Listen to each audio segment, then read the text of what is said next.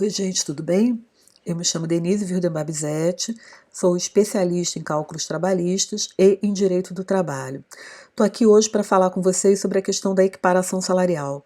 Você sabe o que é equiparação salarial? Quais são os requisitos dessa equiparação? Os requisitos positivos e negativos? Quando é que você tem direito a receber o mesmo salário que um colega seu de trabalho? Pois é, vamos falar sobre esse assunto hoje. E por quê? Porque esse assunto é concorrente com o de horas extras. É um que está sempre aparecendo na Justiça do Trabalho, nas reclamatórias, e está sempre gerando trabalho para a gente em relação aos cálculos. Vamos dar uma olhadinha nos requisitos e na fundamentação legal para a gente poder seguir. Vamos lá. Bem, onde é que está previsto isso na Constituição Federal? Isso está no artigo 7º, inciso 30 da Constituição Federal, onde há uma proibição de diferença salarial, né? Na verdade, em respeito ao princípio da isonomia. Pessoas que fazem o mesmo trabalho, com a mesma produtividade, com a mesma perfeição técnica, elas têm direito de receber o mesmo salário, desde que não haja uma diferença muito grande de tempo entre a contratação e a prestação de serviços para o mesmo empregador. E é isso que a gente vai ver agora. Vamos falar um pouquinho dos requisitos positivos que estão previstos no artigo 461 da CLT. Então, o primeiro requisito positivo é exatamente o exercício da mesma função. Agora, o que seria a mesma função dentro desse instituto? Não seria o mesmo cargo, a nomenclatura de cargo para análise da questão da equiparação salarial ela é irrelevante.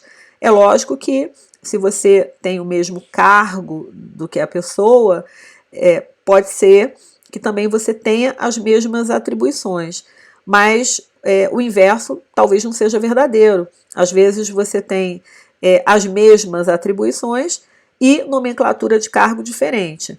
Então, a gente vai sempre olhar de forma objetiva quais são as atribuições que os trabalhadores exercem. E aí eu tenho dois tipos de trabalhadores. Eu tenho o P1, né, que é o paradigma, que é aquele trabalhador que é um modelo, é aquele trabalhador que serve de exemplo para os demais requererem a igualdade salarial.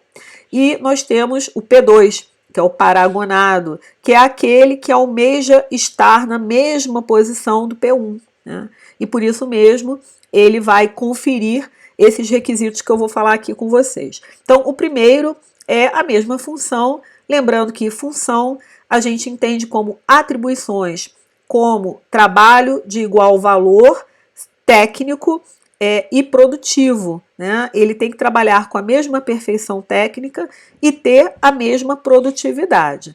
E isso é provado, via de regra, através de perícia. O segundo requisito é o trabalho para o mesmo empregador. Isso é fundamental. E a CLT, depois que foi reformada, ela especificou que esse trabalho tem que ser para o mesmo empregador, na mesma unidade produtiva, no mesmo estabelecimento. E o que isso quer dizer? Que se eu faço o mesmo trabalho com a mesma perfeição técnica e produtividade, mas de um trabalhador que está em outra filial, eu não terei direito à equiparação salarial com esse trabalhador da outra filial, porque é exigível que, para que a equiparação seja concedida, que esses trabalhadores trabalhem no mesmo estabelecimento. Caso isso não aconteça, essa equiparação vai ser o que? Afastada. Então a gente tem como requisito positivo, né? Resumindo, a gente tem a mesma função, lembrando que são as mesmas atribuições, trabalho de igual valor, mesma produtividade e mesma perfeição técnica, que é comprovado através de prova técnica. Esse trabalho tem que ser prestado ao mesmo empregador e ele tem que ser desenvolvido na mesma unidade produtiva. Então, esses são os requisitos positivos da equiparação salarial. É importante que não haja uma diferença de tempo de serviço para o mesmo empregador superior a 4 anos. E o exercício na mesma função não pode ser superior a 2 anos. Por quê? Porque quanto mais distante esses trabalhadores estiverem em relação a tempo de serviço e tempo de função, mais difícil vai ser reconhecer a equiparação, conceder essa equiparação. Então, é fundamental que eles estejam próximos. Quanto mais próximos em relação ao tempo de serviço para o mesmo empregador e o exercício da mesma função, mais fácil vai ser a gente reconhecer essa equiparação. E agora a gente vai para os requisitos negativos. Esses requisitos negativos, o primeiro deles, que afasta essa questão de equiparação salarial, é a existência de plano de cargos e salários. Depois da reforma, antes da reforma, esse plano ele tinha alguns requisitos. Ele tinha que ser chancelado pelo poder público de alguma forma e havia exigência de uma metodologia de promoção dos trabalhadores, ou seja, existia uma determinação de que o reajuste salarial ele deveria respeitar critérios de antiguidade e de merecimento de forma alternada. A reforma, ela flexibilizou bastante essa questão do plano de cargos e salários.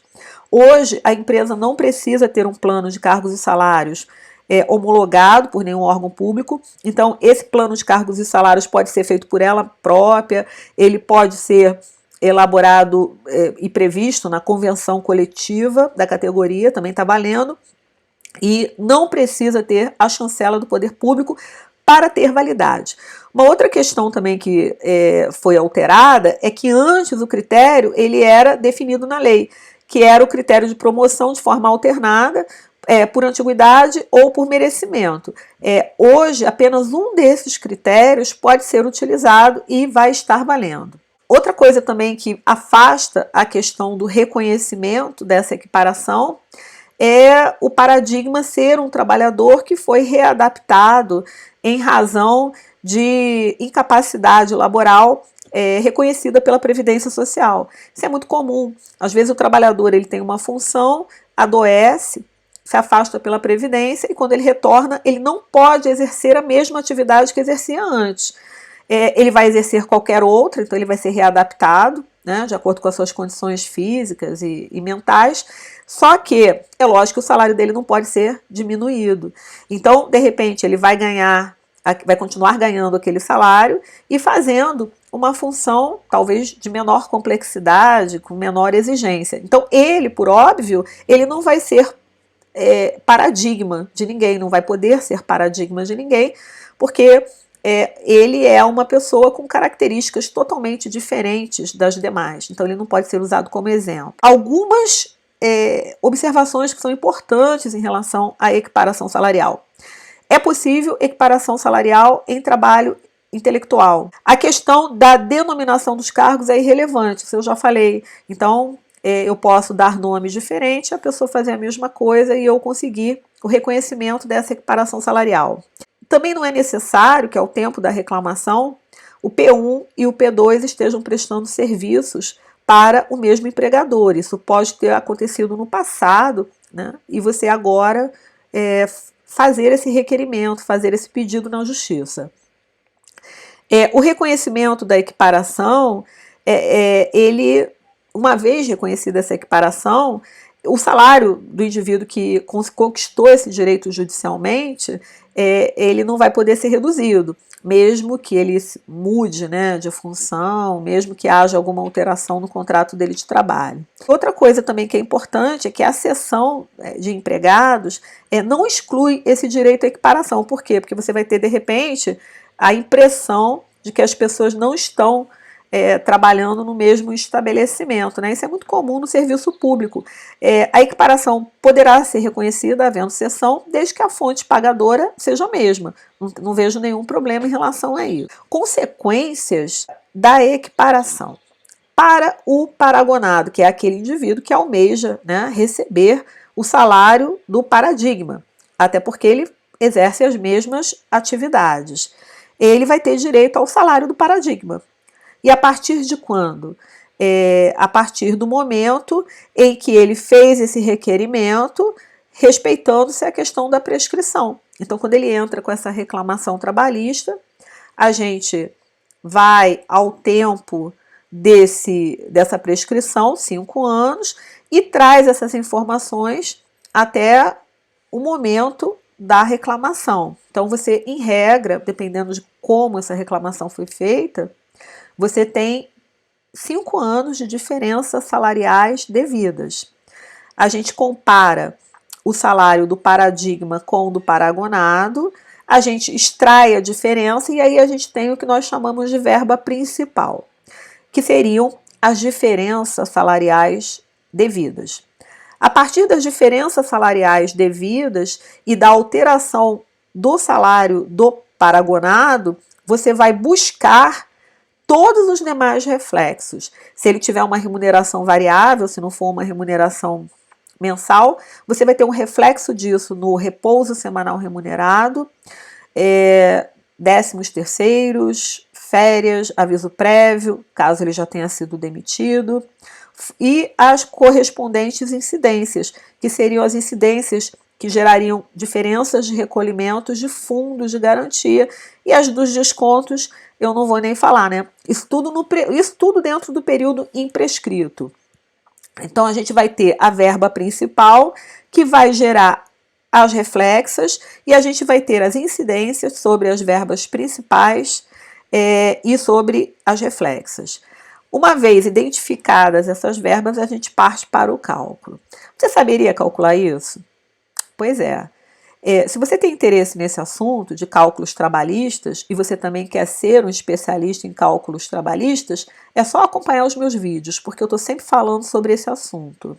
Se você quiser algumas dicas para fazer cálculos trabalhistas e começar a ingressar nesse maravilhoso mundo dos cálculos, eu vou deixar na descrição do vídeo um linkzinho para você clicar e solicitar um e-book de dicas sobre cálculos trabalhistas.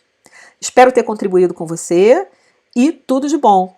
Até o próximo vídeo.